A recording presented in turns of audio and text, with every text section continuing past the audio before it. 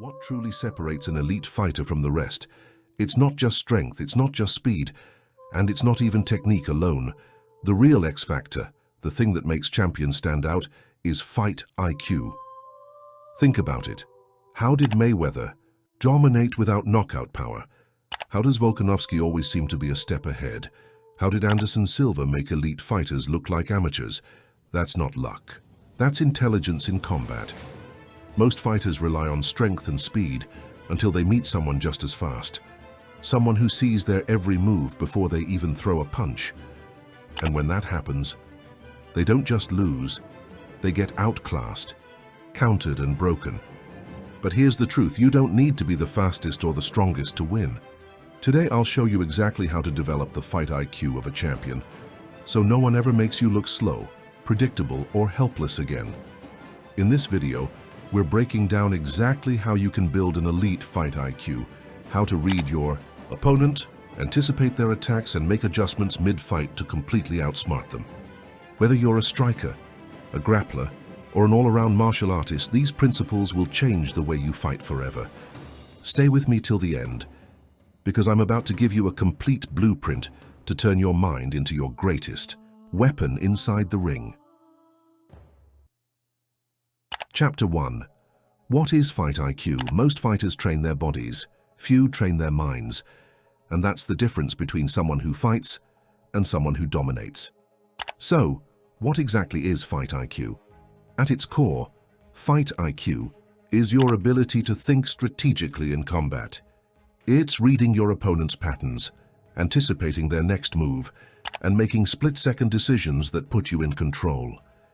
It's the ability to break down an opponent, not just physically, but mentally. A fighter with high fight IQ doesn't rely on a single game plan. They adapt, they adjust, they force their opponent into bad positions and capitalize on mistakes before they even happen. And this isn't just theory, history proves it. Floyd Mayweather wasn't the strongest or the fastest, but he was the smartest. He mastered the art of defensive adjustments, making world-class punches miss over and over until they became desperate. Israel Adesanya doesn't just react, he manipulates. He studies his opponents, sets traps, and punishes them the moment they take the bait. Georges St-Pierre didn't outstrike strikers or outwrestle wrestlers, he outthought them. He switched tactics on the fly, making every opponent fight his fight. These fighters weren't born with fight IQ, they built it, and so can you. To do this, you need to start by Chapter 2. Reading your opponent. The biggest mistake most fighters make? They focus too much on themselves. They think about their game plan, their combos, their movement, but they forget to analyze the person standing in front of them. High fight IQ fighters do the opposite. They don't just fight, they observe. Every fighter has habits, patterns, reactions they repeat without thinking. If you can spot those patterns, you can predict their next move before they even make it. Here's how you do it. Watch the first minute. Like a detective, the first minute of a fight is not just for action, it's for gathering intel. How does your opponent react to feints? Do they always step back when pressured? Do they blink or flinch before throwing? Pay attention, because those details will tell you how to counter them later. Identify their comfort zone. Every fighter has a preferred range and rhythm. Some love to stay on the outside, bouncing in and out. Others thrive in the pocket, throwing tight hooks and uppercuts. Once you know where they feel safe, you can take that away from them, forcing them into situations where they make mistakes. Trigger. Their instincts on purpose. Want to know how someone reacts to a jab? Throw a few safe ones and see what they do. Do they parry? Do they slip to the same side every time? Do they counter with the same strike? By testing their reactions early, you set up traps for later. This is exactly what fighters like Lomachenko and Adesanya do. They don't just react to their opponent, they control them, leading them into mistakes they don't even realize they're making. If you want to be a step ahead in every fight, it all starts with reading before you attack. Chapter 3. Anticipating attacks before they happen. Reading your opponent is step 1. But the real power of fight IQ, it's in the ability of being able to see the future. anticipating attacks before they even happen. This isn't magic, it's science. And it all comes down to understanding patterns and triggers, recognizing setups. No one throws a big shot out of nowhere. Every power punch, every takedown, every kick has a setup. Maybe they shuffle their feet before throwing a right hand.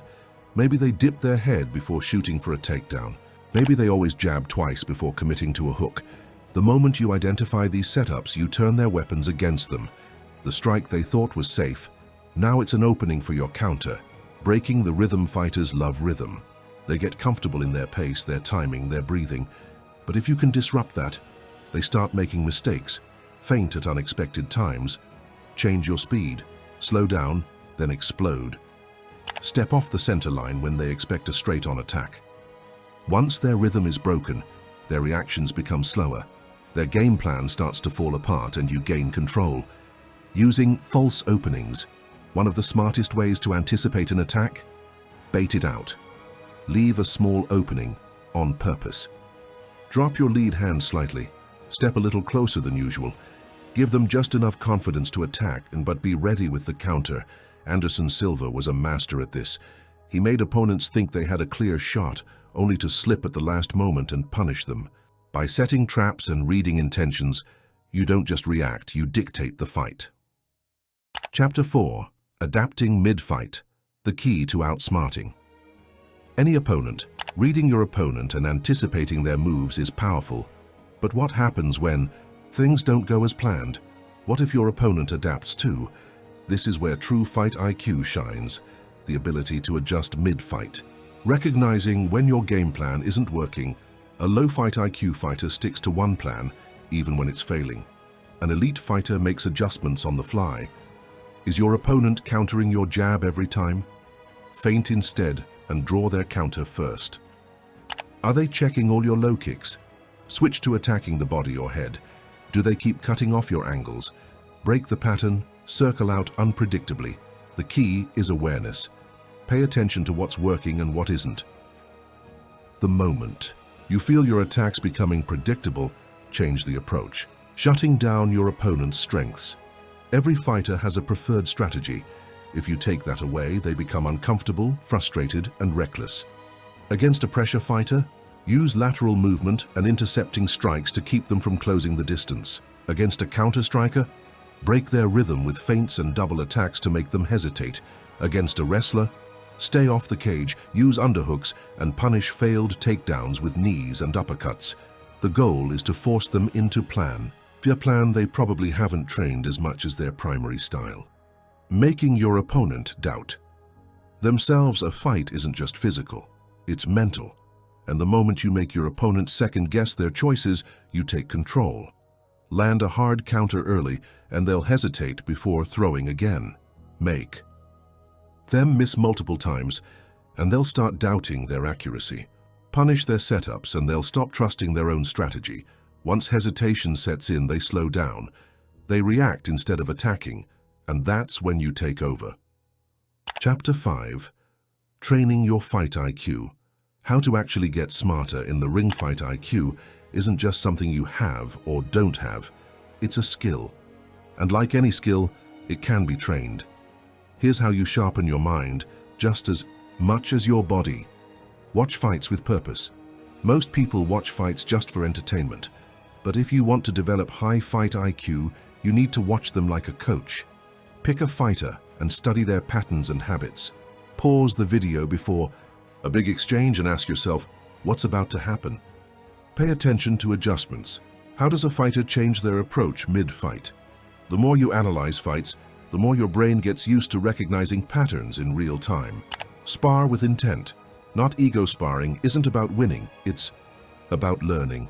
If you just go in trying to overpower your partner, you're missing the point. Dedicate rounds to specific goals. Try reading their patterns instead of just attacking. Practice baiting out reactions. Give them an opening and see how they respond. Work on in-fight adaptation. If something isn't working, change it mid-round. The goal is to build awareness, not just reflexes. Use visualization. Drills. High-level athletes don't just train physically, they train mentally. Picture an opponent attacking you. How do you counter? Imagine being pressured against the cage. What's your escape plan? Visualize setting traps and leading your opponent into a mistake.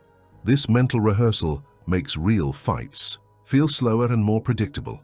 Train with fighters who challenge you, the best way to develop fight IQ. Expose yourself to different styles. If you only spar with people who fight the same way, you'll struggle when facing something new. Train with wrestlers if your grappling is weak. Spar with counter-strikers if you rely too much on aggression. Work with taller, shorter, faster and stronger opponents to expand your adaptability. Every hard round teaches you something new. By now, you understand what separates elite fighters from the rest. It's not just power. It's not just speed. It's not even just technique. It's how they think inside the fight. Developing fight IQ means spotting patterns before they do, staying one step ahead at all times, never being stuck with just one game plan, and sharpening your awareness just like you sharpen your skills. The difference between a good fighter and a great one is who figures things out first. So from now on, don't just train harder, train smarter.